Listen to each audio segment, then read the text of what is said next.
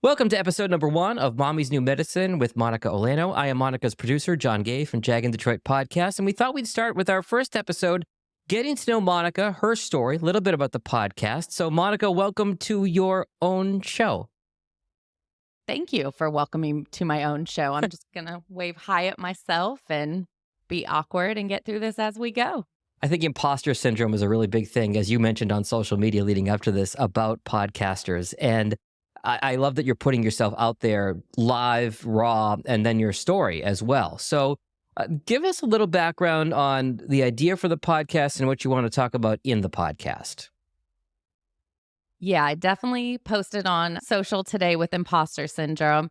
As I'm going to dive more in, it's definitely one of the insecurities that I would say that I have, that I think a lot of us do. And my goal with this podcast is really to show like, hey, we're all insecure. We've all got some challenges going on, some stigmas that are associated with whatever it is we're struggling with. And I really want to be a platform where we can create a community where we feel comfortable talking about these things, and that there's a face I'm willing to be a face for people's journeys. So the things people don't necessarily want to say out loud to other people because they're afraid of the criticism, I'll say it for you. So I'm going to put myself completely out there. I've got some crazy life experiences. I've lived quite a few different lives. I'm going to be bringing people in from all those array of lives over time and just really putting myself out there so we can reach my mission of turning stigmas into strengths and using our journeys to really create those insecurities and make them our superpowers. I love it. So you mentioned your background, and you and I have talked offline about what the last several years have been like for you. You and I met probably 10, 12 years ago when I was living in New Orleans, but in the time since, a lot has gone on with your life, and I think that's going to give you a unique perspective for your listeners in this podcast. So tell our listeners the story of the last few years and what you've gone through and some of the stuff you and I have talked about offline. Okay. The last 3 years, 4 years now have been absolutely crazy. And not just for me. I know I am not the only one that went through something with COVID. We've all lived a weird, crazy journey. But just in the last 4 years alone, I will start with January 1st, 2020. Okay. This is pre-COVID. I'm not a big go to the doctor person, any of that. And I was hurting. And I finally said, I'm going to go to the doctor on January 1st. It's New Year's Day. Who cares? I got to go. My husband's like, if you're going to the doctor, something's really wrong. So off we go to the emergency room. Surprise, I've got appendicitis. Oh, no. So on January 1st of 2020, I get admitted to the hospital to get my appendix taken out. And every nurse, doctor is like, oh, well, at least this is the worst thing that can happen to you this year. Jokes on everybody, because the year got worse for us all. But that's kind of how 2020 started. I was also in the midst of a crazy infertility battle.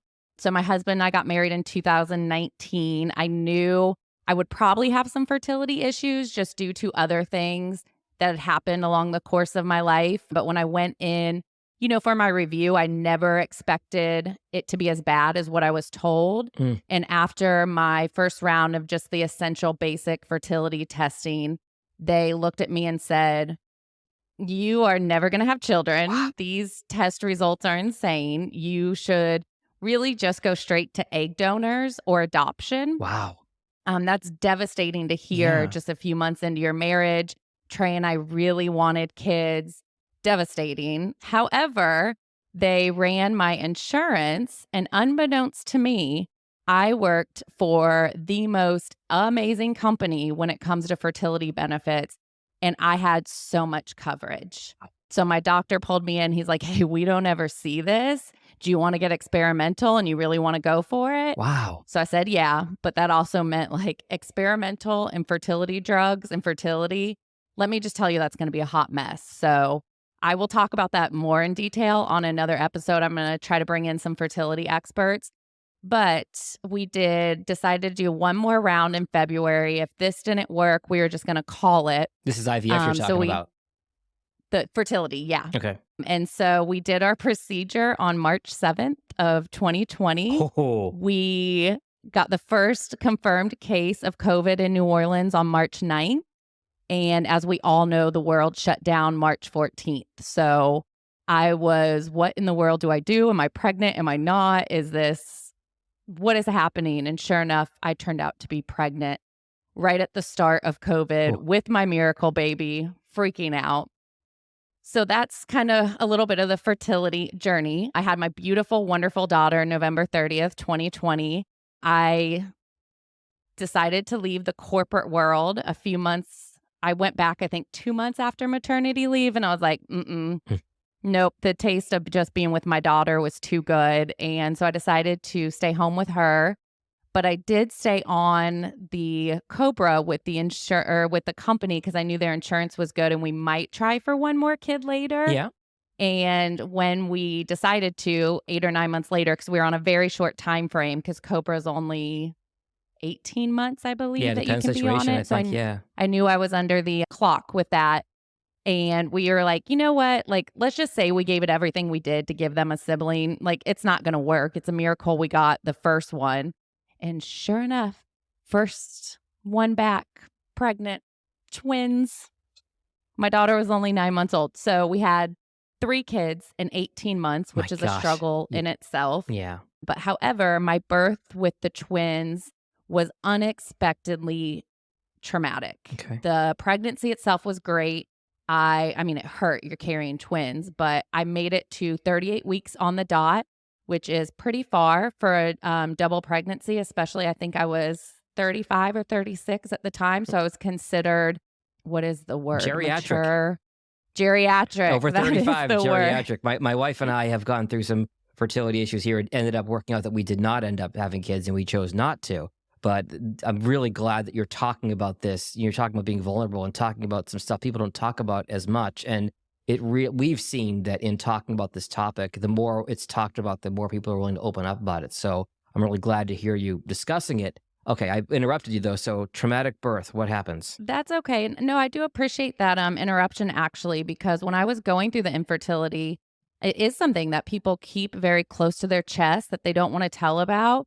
And that's hard because that is a traumatic time in your life and it's interrupting your workday. You've got to go into those doctor's appointments every day You feel like a to get pincushion. ultrasounds. Oh, I sorry. said you feel like a pincushion.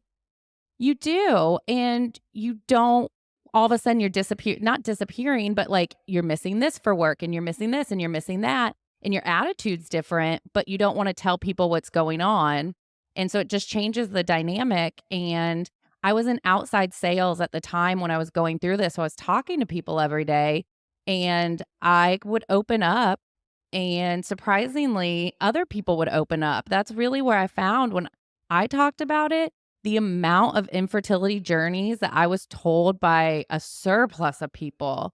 I was like, and it made me feel better. So it's hard, but it's hard to put yourself out there. It's hard to admit these things. So that was, I guess, my first dip in the toe of it. So I'm glad you're sharing that too, because a lot of people go through it. We just don't know about it. So be kind to those that might seem like they're off or different because there might be something going on. For But sure.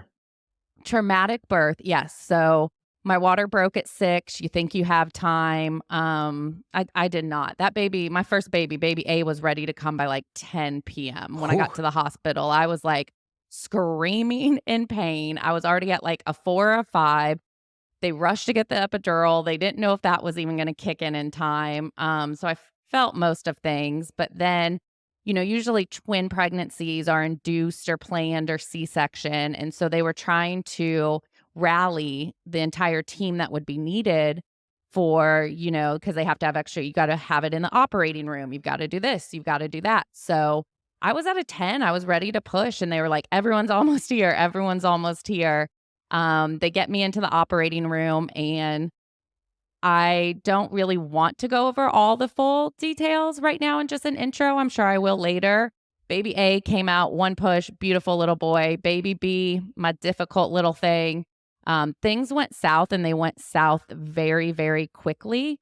It was pure panic mode. My husband was being kicked out of the room. I was being moved onto an operating table. And needless to say, things didn't go as planned. And the last thing I remember is the entire team screaming, "Get her under now."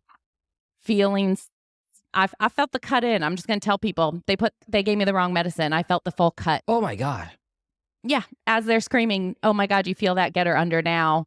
My baby hadn't been on the monitor for 5 minutes, I Oh think they my said. gosh, Monica. Her heart rate was in the 40s.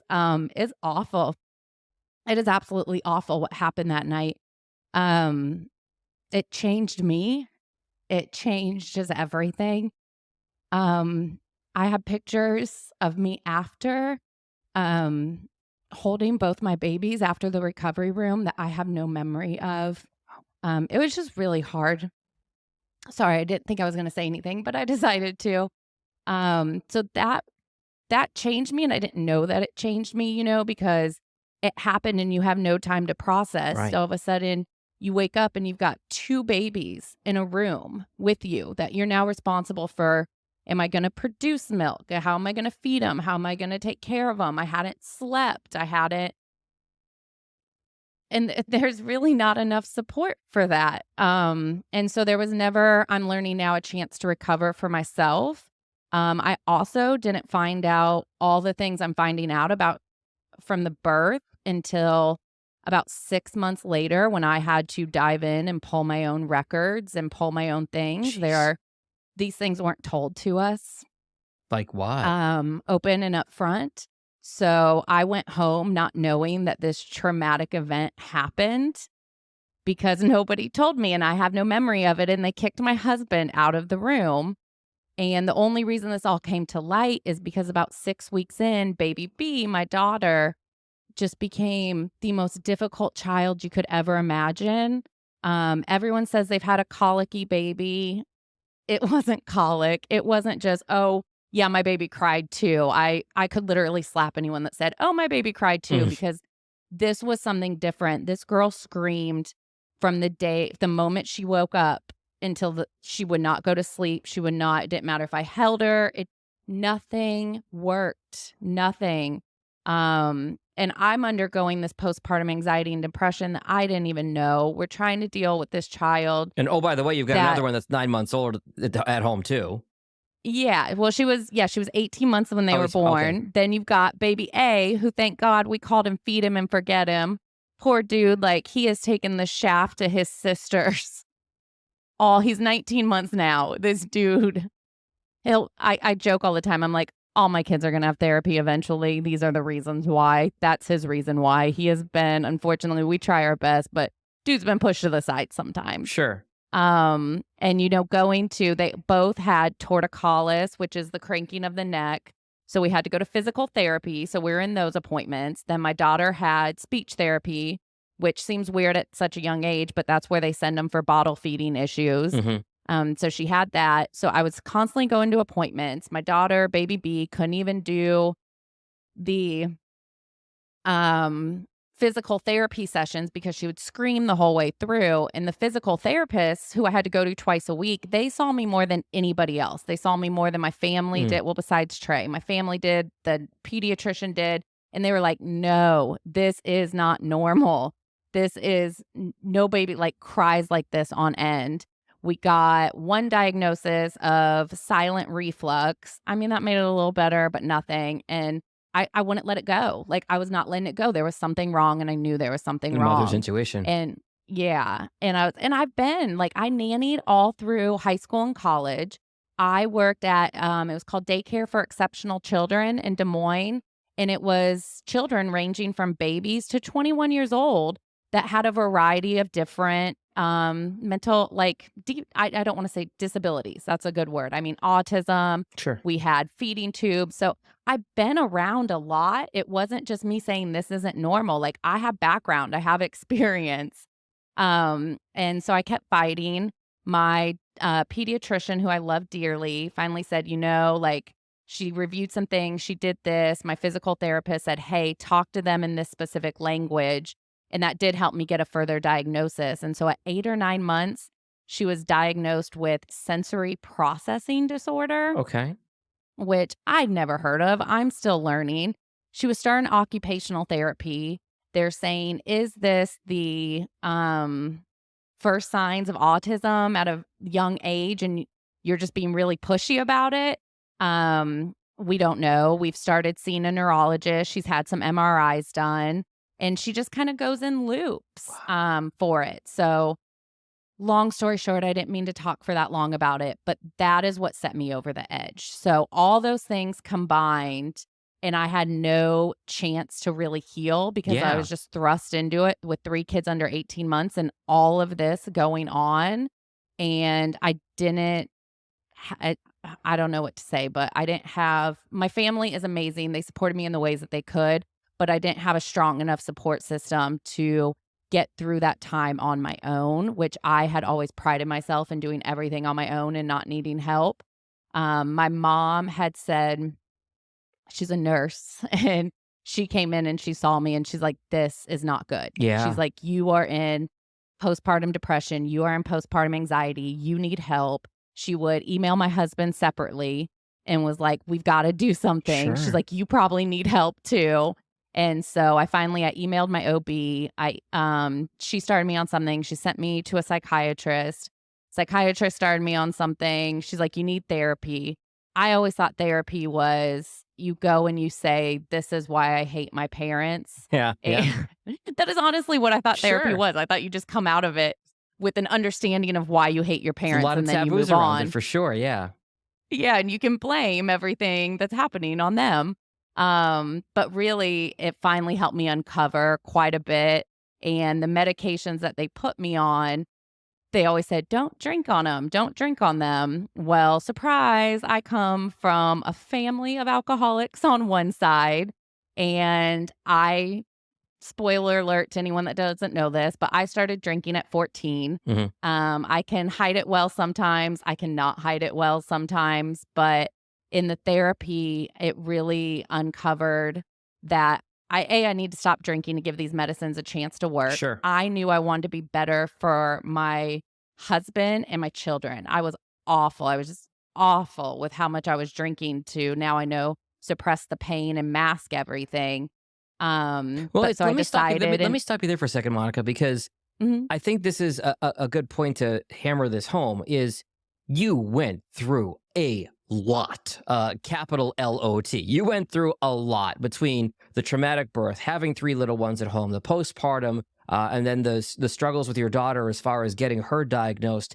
It's no wonder that you turn to, a self medication the way a lot of folks would. So I appreciate you being so open and honest and vulnerable about this. So you I don't want to say use the cliche rock bottom, but you hit a point where you're like, okay, this something needs to change. So you go to therapy, you realize that part of the problem is the alcohol and you've got to cut that out of your life. So how does the transition out of alcohol, as you're learning more about yourself and how you tick, play into this?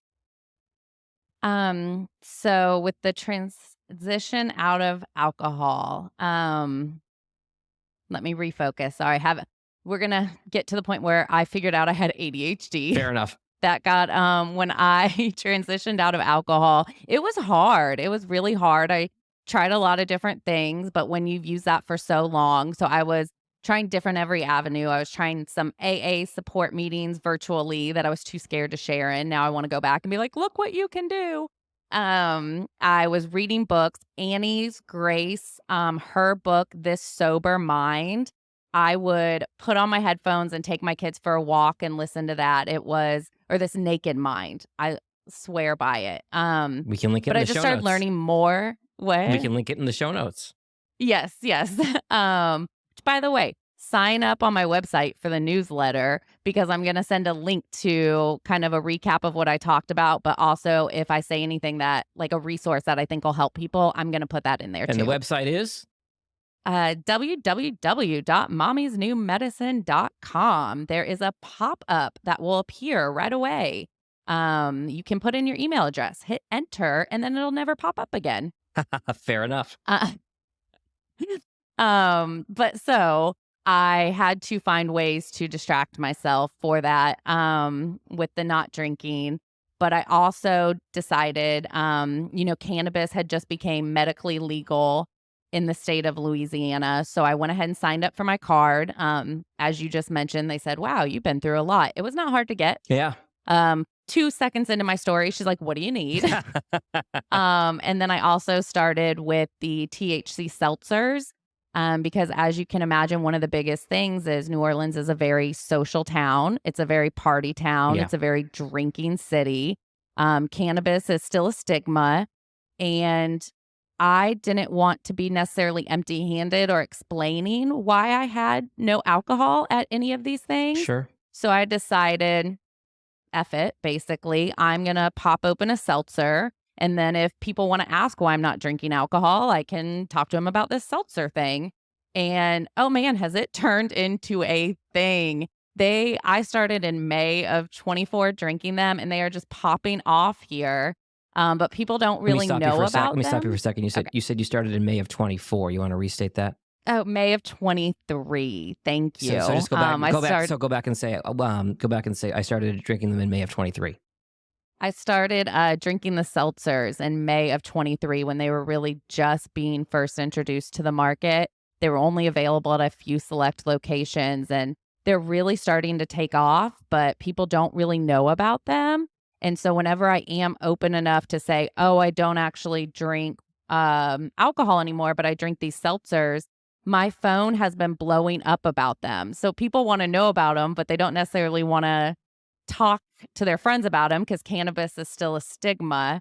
So that's another goal of this. The whole goal of this podcast is let's get over these stigmas. So cannabis is one of the underlying stigmas that I really want to stress is why is mommy wine culture or having a glass of wine at a play date, why is that so accepted when if you really dig into the health benefits of alcohol, and when I say benefits, there are very little. I'm not preaching everyone needs to stop drinking. That is not what I'm saying.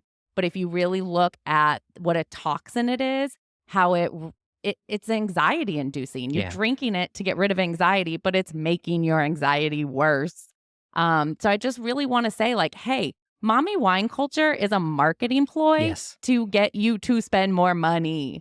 And it's not helpful in the least bit for you. And cannabis does have some health benefits. Now, I'm not going to like preach it as a miracle drug because it's been illegal for so long, there's not really good studies on the effects or just all those things. And so I'm not preaching it like, oh, go do drugs by any means, but it was a great alternative for me. It helped give me that little bit of like, edge that's off, but I was fully coherent. I started enjoying doing things more. It was just a good transition for me. So that's how I went from being way too much wine every night. I think the equivalent of what I was drinking was like 6 to 7 candy bars worth of wine. And I'm embarrassed to say how much that is. So I'm going to let anyone watching and reading You this can go Google that. Google and There do you the go. math of what that equates to. But I've switched to just really, and I don't smoke. I'm not a smoker, but I mean, I'll have my seltzer at 5 p.m. and have fun with the kids. And I have a gummy occasionally. I told my husband I want to have a gummy and watch Austin Powers this Friday or Saturday night. Like, how fun does that sound? Instead of getting so drunk, you have a hangover the next day. You might not remember some of the things. Like, so Well, anyhow, well, let that me is how I'm getting that stigma and trying to turn it into a strength and a superpower. well, let me play devil's advocate here with you, Monica. What would you say to Mhm. somebody who says, "Well, you gave up one vice for a different vice in switching the alcohol for the THC or the cannabis, and are you somehow incapacitated while being with your family, being with your kids?" How would you respond to somebody when they ask you something like that? I do appreciate that question because I think that does happen a lot. And I actually have heard of someone that did happen to switching. She did just switch vices and this exact situation to seltzers and cannabis. And I am bringing her on an episode, fingers crossed. But yes, that being a fair question is I might have when I first started. I knew I was doing whatever I could to not have alcohol. Sure. So, was I maybe having more THC once my kids went to bed than I do now? 100%. But as I kicked the alcohol and started letting my brain repair itself and getting back to what it needed to be and getting healthy enough to realize that and this is all combined with therapy, Yes. that I would never have gotten here without therapy, is that literally I read her from a notebook I made while my kids were napping in the car. And it said, I am realizing that I used alcohol to numb my brain because my brain doesn't stop. It is a scary place inside. It goes a million miles a minute, which I now have been diagnosed as ADHD, which made my whole life and my whole childhood make sense. And I'm not your typical ADHD. You think of a bounce off the walls, hyperactive little boy. That is typically what you said, like know of. But mine is what is called inattentive ADHD. Mhm. And it means everything's happening in here. And so you imagine that little person that can't control their physical body and how much trouble they have in school, in social and activity. Well, now imagine that's all going on in the head and nobody else can see it and nobody else knows what's happening. And the only way I ever knew to relieve that was when I started drinking at 14. So that is when I got healthy and I realized that my cannabis naturally just reduced a little bit. Like I was realizing, okay, like let's let my brain be what my brain is. And I've spent it's almost been 10 months now, finding out who I am, going through therapy, learning these things, and not exactly what you just said. I didn't want to just have another vice where I just sat at home and drank seltzers all day. So I had to find what I'm passionate about, what I can help with. And that has naturally led to a decrease in the THC that I consume. So I may have one little can at 5, and that's all I have for the rest of the night. So I'm by no means like incapacitated with my kids. Sure. I'm actually in such a level-headed, calm state that we have never had more fun together. It is interesting you talk about how you can't take alcohol or drink alcohol with a lot of these medications that are for ADHD and other mental health issues. Have you talked about with your therapy team the THC piece of it? Have you are they okay with this? Like, well, how does that play into it? And then we'll also get into the technology piece, which I know is passionate about you too. Yeah, I know. I can talk for hours. So my goal is to make these 30-minute episodes. Anyone that's ever thought I'm quiet before, I am when I have no interest in what's going on. But when I'm passionate, I don't shut up. So, but yes, I was completely open with my therapy team because we have to be. I mean, they're not going to be able to help you if they don't know what's going on. Right. Nobody is going to walk into your life and magically save it. You have got to give just as much. And so that was really weird to say, like, I do cannabis on the side. But now that's why I want to be the face for everybody else because I want them to be able to say that to their doctor because it's going to help. And so they were like, oh, yeah, okay. And that's cool. Like, and I explained to them what I did, that it's a seltzer here, Sure. maybe a gummy here, that it wasn't. I'm not running out. There's a whole saying like, mommy needs a minute, which I fully support. But that's like going out into the garage and like smoking real quick and then coming back in with your kids. That wasn't me. So I got more and more comfortable explaining what I was really doing with my medical team, and they completely understood. Very supportive. The only thing I will say is my renewal card came up for my prescription, marijuana, I guess you would call it. And I reached out to my psychiatrist who prescribes all my ADHD, my anxiety, my depression medicine. And I said, hey, as we've talked about, I also use these. Can you write my prescription so I can have everything centralized into one spot? Sure. And she said that the hospital itself does not allow her to do that. So there is still some stigma surrounding it. She knows about it. She's supportive and she still prescribes the other medicines that I need, but the organization as a whole is still kind of staying away from it, that I have to go through a third party resource and pay more money to get it. Yeah, that is interesting. The medical community and some folks still having that stigma about it. I want to talk to you about the community you're going to build with this podcast as we start to wrap up here. But I want to first ask you, you've also had a lot of technology you've really sort of glommed onto in this journey. Can you talk about that for a minute or two? Yeah, I'll try to make it brief, but my whole background is a mix of sales and digital marketing. Hmm. The digital marketing piece came on totally by accident. And it was in 2009 ish, I believe. I got stuck with New Orleans jury duty, which, if you've never been called back in the day, y'all, it is 8 days. You have to go 8 days, no matter if you are called or not. So for the entire month, I had to go Monday and Wednesday mornings.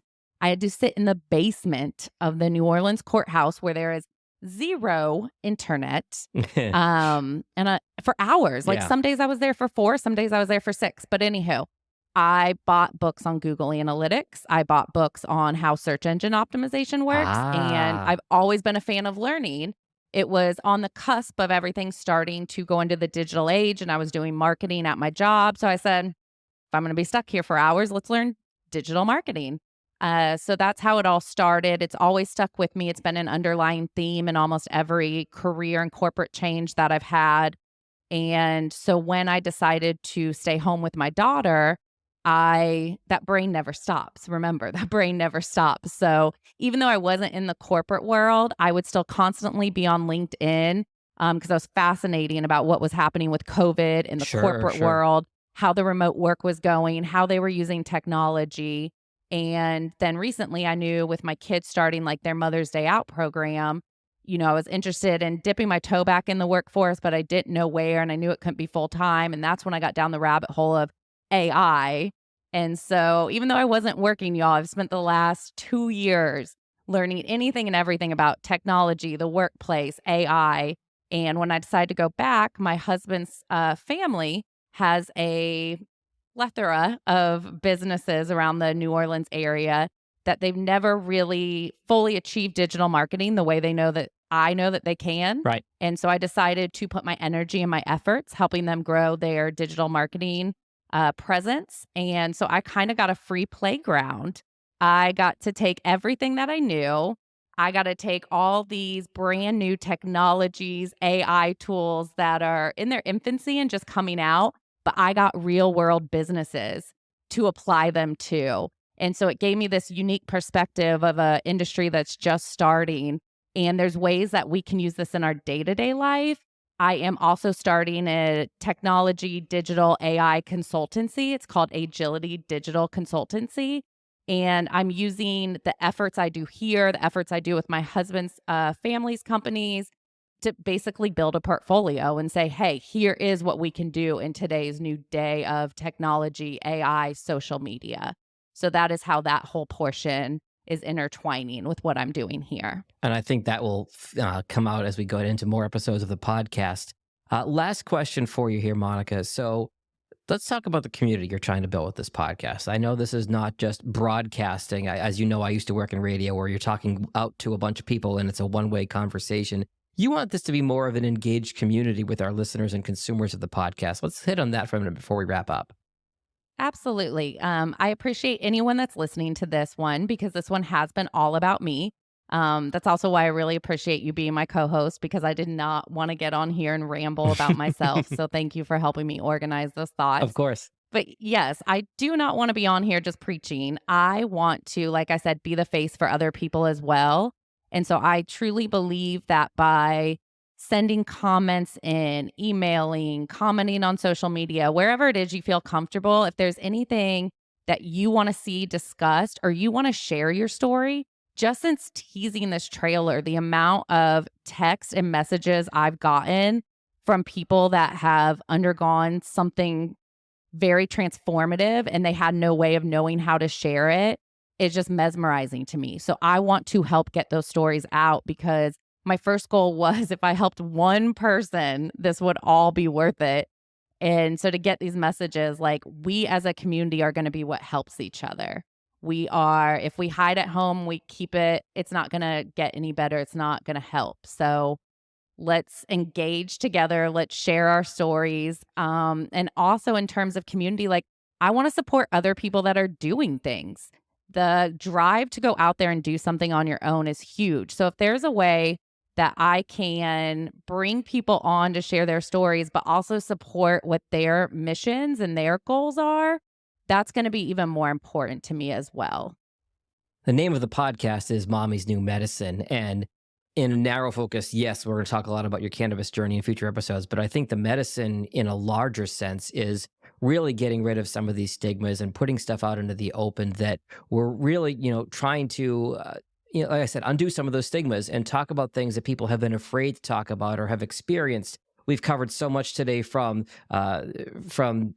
your fertility journey to your mental health journey to your alcoholism journey and all of these things. So I think on behalf of the audience, I just want to say that we appreciate your vulnerability, Monica, in putting all of this out there and being so open about everything you've been going through so that other people will have a safe space to do that as well. The name of the podcast is Mommy's New Medicine. You can follow it on Apple, Spotify, YouTube, or wherever you're listening or watching right now. And look forward to a great set of episodes with you. Awesome. Thank you. I'm really looking forward to this as well. And welcome to bring everyone on board on our journey in our community.